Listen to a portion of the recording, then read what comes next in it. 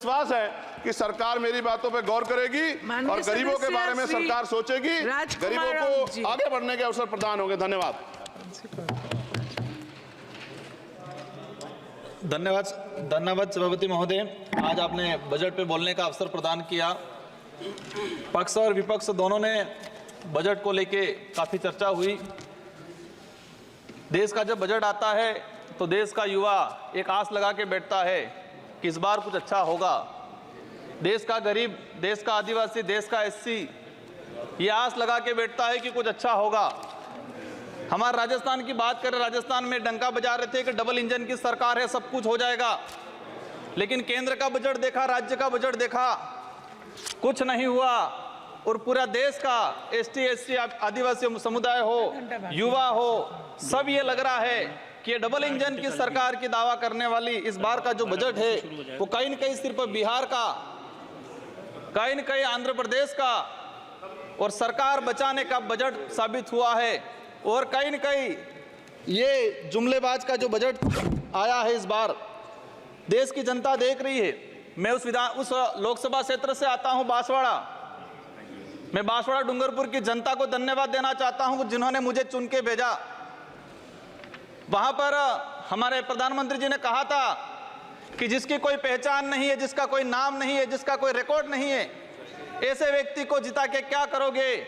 लेकिन बांसवाड़ा डूंगरपुर की जनता ने ठान लिया था कि लोकतंत्र है, राजतंत्र नहीं। और ये राजतंत्र तय करने का किसी को ठेका नहीं है, लोकतंत्र है। जनता ने ठान लिया था कि इस बार राजकुमार रोज जाएगा। मैं आपके माध्यम से, पूरे सदन के माध्यम से मेरी जनता को धन्यवाद देना चाहूंगा।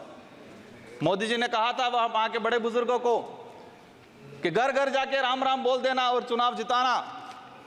वहां के बड़े बुजुर्गों ने ठान लिया और कह दिया था, और मेरे माध्यम से और आपके माध्यम से संदेश पहुंचाया है उन तक। मुझे कहा था मोदी जी को कह देना कि देश के आदिवासियों को उजाड़ने का काम पिछले 10 सालों में हुआ है। देश के अंदर धर्म की राजनीति हुई है। देश में 15 लाख रुपए बेरोजगारों को नौकरी देंगे यूं करके 10 साल राज किया है। इस बार हम सबक सिखाएंगे। और उन्होंने मेरे माध्यम से मैसेज पहुंचाया है कि गुरु गोविंद की धरती है, मावजी महाराज की धरती है, संत सुरमाल महाराज की धरती है। मानगढ़ धाप में 1500 आदिवासी शहीद हुए थे। मोदी जी 2 बार आए, लेकिन मानगढ़ के लिए, आदिवासी समुदाय के लिए एक शब्द नहीं बोल के गए, कुछ नहीं करके गए। तो उन्होंने मैसेज पहुंचाया है कि आदिवासी समुदाय जाग गया है और अब वो आदिवासी समुदाय नहीं रहा जो बहका में आ जाएगा और वोट दे देगा। माननीय सभापति महोदय, जो वर्तमान स्थिति बनी है बजट के अंदर, मैंने देखा धातुओं का खनन को लेकर उद्योगपतियों को टैक्स में छूट दी गई। लेकिन ये खनन कहाँ हो रहा है? धरती पे हो रहा है, हमारे देश में हो रहा है, पहाड़ों में हो रहा है, जंगलों में हो रहा है। और वहां पर जीव जंतु रहता है और आदिवासी समुदाय भी रहता है। लेकिन आदिवासियों के समय के आदिवासियों के लिए क्या प्रावधान किया गया? आदिवासी इलाके के अंदर देखा जाए, आदिवासी समुदाय बैठा हुआ है, उसको जमीन का पट्टा नहीं मिला हुआ आज तक, आजादी से पहले से बैठा हुआ है, लेकिन वो जमीन की बात करेगा। सभापति महोदय, यहाँ पर सत्ता को लेके होड़ मची रहती है, सत्ता पाने को लेके बोला जाता है।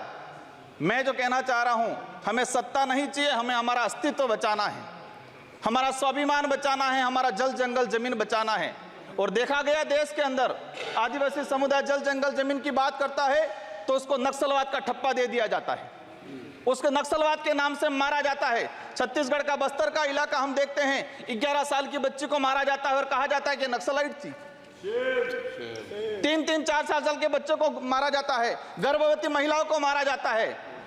आदिवासियों की, जब भी आदिवासी समुदाय अपने हक अधिकार की बात करता है तो उसको नक्सलवाद का ठप्पा लगाया जाता है। सभापति महोदय, आदिवासी समुदाय को या एससी समुदाय को फ्री की योजना, हम कहते हैं हमें फ्री की योजना मत दो, हमें हमारा हक दो, जल जंगल जमीन का मालिकाना हक दो। और संविधान के अंदर शेड्यूल 5 के अंदर, शेड्यूल 6 के अंदर जो रिजर्वेशन पॉलिसी लागू की है उसको धरातल पे लागू किया जाए। माननीय सभापति महोदय, मैंने देखा है भाजपा अलग अलग राज्यों में अलग अलग चीज कहती है। कई जगह कहती है बीफ खाओ, कई जगह मत खाओ। हमारे आदिवासी समुदाय को लेकर एक धर्म कोड की लंबे समय से मांग चल रही है कि आदिवासी समुदाय को अलग से धर्म कोड दिया जाए। आजादी से पहले 1871 से लगा के 1951 तक अलग जनगणना हुई है। आज आदिवासी समुदाय कोई ईसाई धर्म अपना रहा है, कोई हिंदू धर्म अपना रहा है, अलग अलग जगह बटा हुआ है। आदिवासियों की आइडेंटिटी, उनकी पहचान खत्म हो रही है। आदिवासी समुदाय अपनी पहचान बचाने को लड़ रहा है और लंबे समय से कह रहा है कि आदिवासियों की अलग से जनगणना कॉलम होना चाहिए, धर्म कोड होना चाहिए। झारखंड के अंदर 11 नवंबर 2020 को झारखंड विधानसभा में प्रस्ताव पास हुआ अलग से आदिवासी धर्म कॉलम को लेके। वहां विपक्ष में भाजपा थी और भाजपा ने समर्थन दिया और कहा कि आदिवासी समुदाय धर्म व्यवस्थाओं में भले हिंदू हो ईसाई उसमें नहीं आता है, आदिवासियों की अलग परंपरा रीति रिवाज है, उनको धर्म कोड जारी किया जाए। लेकिन राजस्थान में अलग तरीके से माहौल बनाया जाता है। हम कहते हैं हमें किसी धर्म में नहीं रहना है, हमको आदिवासी है, आदिवासी रहने दिया जाए। माननीय सभापति महोदय, लंबे समय से देखा गया है, कहते हैं वनवासी, कोई कहता है कुछ और। हम कहते हैं हमारी जो आइडेंटिटी है, हमारा जो देखा गया है कई बार कि जो व्यवस्था बनी है उस व्यवस्था के अंदर हम कई बार कहते हैं हमें कुछ मत दो एजुकेशन को लेकर। नई शिक्षा नीति, मुझे लग रहा है अभी घंटी बजने वाली है, मैं 2 मिनट में मेरा समाप्त करूंगा। नई शिक्षा नीति के तहत यह प्रावधान किया गया है कि 6 साल का बच्चा होगा, इसके बाद उसको पहली क्लास में एडमिशन दिया जाएगा। माननीय सभापति महोदय, मैं कहना चाह रहा हूं निजीकरण को बढ़ावा देने का तरीका है ताकि प्राइवेट संस्थाएं खत्म हो, सरकारी संस्थाएं खत्म हो, प्राइवेटकरण हो, ये कहा गया है। मैं अंत में एक ही चीज कहना चाहूंगा, मेरी लोग माननीय सदस्य प्रधान बरुआ जी।